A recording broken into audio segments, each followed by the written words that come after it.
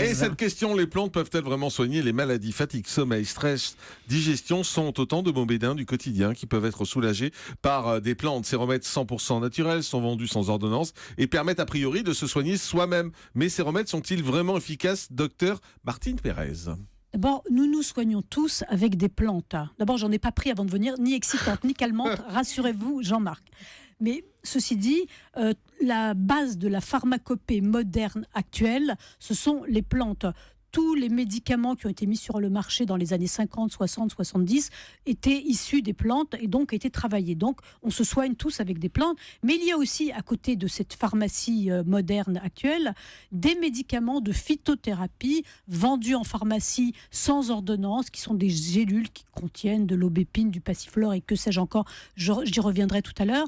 Et ce sont des extraits de plantes qui sont basés sur la pharmacopée traditionnelle, qui ont eu droit à des autorisations de mise sur le marché allégées, mais pour certains, il s'agit juste d'une médecine douce, et pour d'autres, il s'agit juste d'un placebo. Donc, vous voyez, la gamme est très large dans ceux qui y croient dur comme fer et ceux qui pensent que ça, c'est un peu de la poudre de perlimpinpin. Mais comment on fait pour savoir ce qui marche et ce qui ne marche pas? C'est compliqué?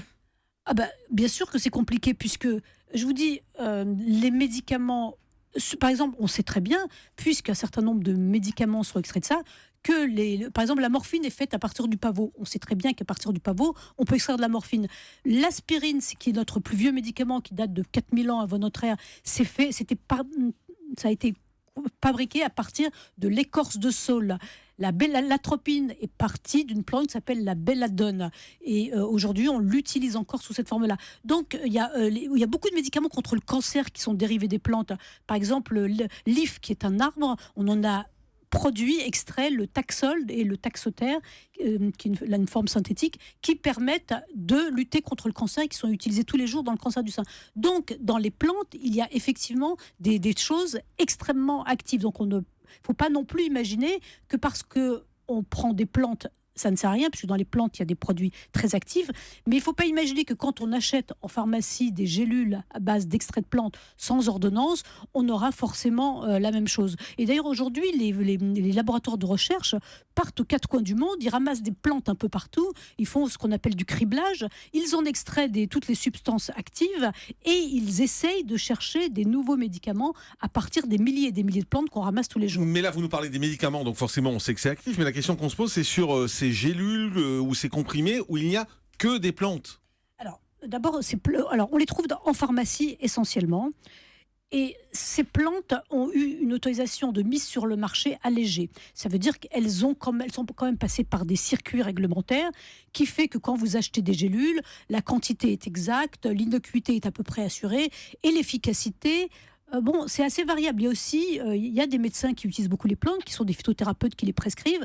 Aujourd'hui, les médecins ne sont pas tellement formés à la phytothérapie ou à l'herboristerie, qui est une discipline d'ailleurs qui a été supprimée, qui n'existe plus. Mais les pharmaciens, eux, continuent à apprendre et à travailler sur les plantes traditionnelles. Mais est-ce qu'il y a des plantes qui marchent? Est-ce qu'on sait qu'en prenant certaines plantes, ça marche? Il y a des plantes qui ont été évaluées, des plantes qui sont, par exemple, je vais vous donner, il y en a une qui a été particulièrement évaluée, c'est le millepertuis. Il y a eu des essais randomisés contre placebo où on a montré que le millepertuis avait une petite efficacité antidépressive dans les dépressions sévères. Non, en tout cas, vous minimisez le truc. Quand je vous entends depuis tout à l'heure, vous parlez de petite efficacité, c'est pas prouvé. Aujourd'hui, les psychiatres, excusez-moi de vous dire ça, les psychiatres face à une dépression avérée, sévère, qui dure plus qu'un jour, ils ne vous donnent pas de millepertuis parce que le risque de la maladie dépressive, c'est aussi le suicide. Sabrina Philippe n'est pas du tout d'accord avec vous. Non. En fait, ce qui se passe, c'est qu'aujourd'hui, on a quand même un lobby des laboratoires pharmaceutiques qui empêchent aujourd'hui, et qui ont empêché par le passé,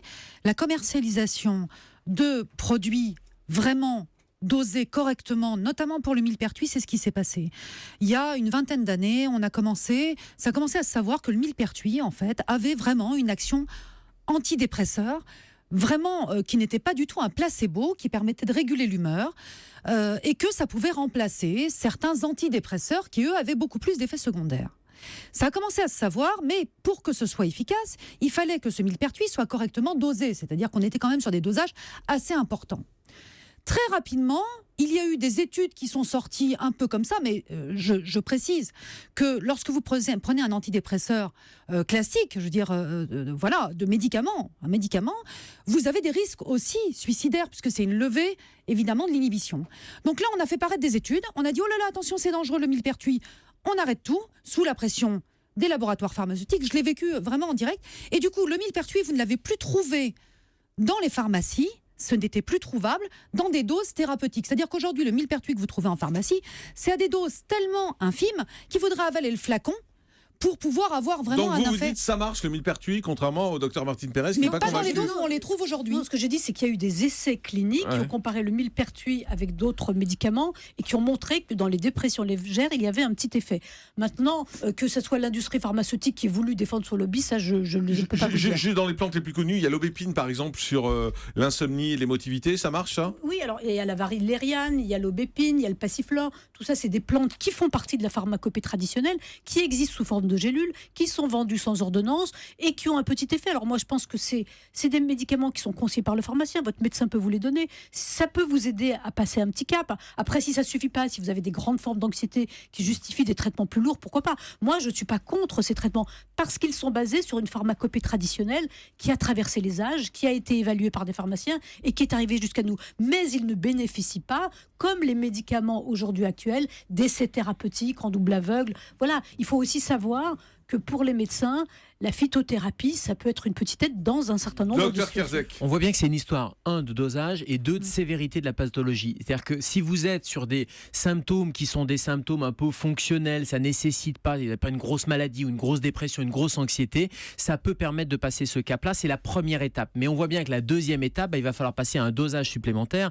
Et dans ce que dit Sabrina, c'est qu'on voit bien que le millepertuis, s'il est dosé à beaucoup plus forte concentration, là, ça devient un médicament avec le circuit de sécurité nécessaire. Je voudrais juste rebondir sur un point fondamental que Martine a dit, ça s'achète en pharmacie et pas n'importe où, parce que sur Internet notamment, les plantes d'importation, etc., on ne sait pas ce qu'il y a dedans, on ne sait pas la concentration, il y a de vrais accidents à cause de ces plantes-là. Elisabeth Assayag. Oui, moi j'ai une question par rapport à un célèbre médicament, je peux citer la marque, le phytose. Tous les médecins en prescrivent et c'est un médicament à base de plantes et qui a une efficacité plus ou moins démontrée selon ce que vous venez de décrire, Gérald, les pathologies. Qu'est-ce que vous en dites ? C'est quoi ça le phytose Le phytose. Ce sont des plantes relaxantes. Il y a un mélange de plantes. C'est la phytothérapie qui permet de passer un cap d'anxiété. Voilà, exactement. C'est un mélange de plantes relaxantes. C'est les plantes qu'on a citées tout à l'heure, qui, bien sûr, les médecins le prescrivent, mais il ne s'agit pas de traiter des bouffées d'angoisse ou des crises de panique. J'ai l'impression que ce que vous dites toutes ces choses-là, c'est bien quand on n'est pas vraiment malade. Non, mais vous savez, quand on est à un premier stade d'anxiété. C'est très bien d'avoir de le phyto. Moi, je préfère avoir de le phytose plutôt que de se bourrer de benzodiazépines ou de bêta-bloquants pour des gens qui ont un petit stress lié à un examen ponctuel. On va prendre de le phytose. Et oui, il y a un effet placebo. Et oui, il y a un effet de la phytothérapie. Et on ne sait pas dans quelle proportion. Peu importe, l'important, c'est que ça fonctionne. Et si ça ne fonctionne pas, on passera au deuxième stade.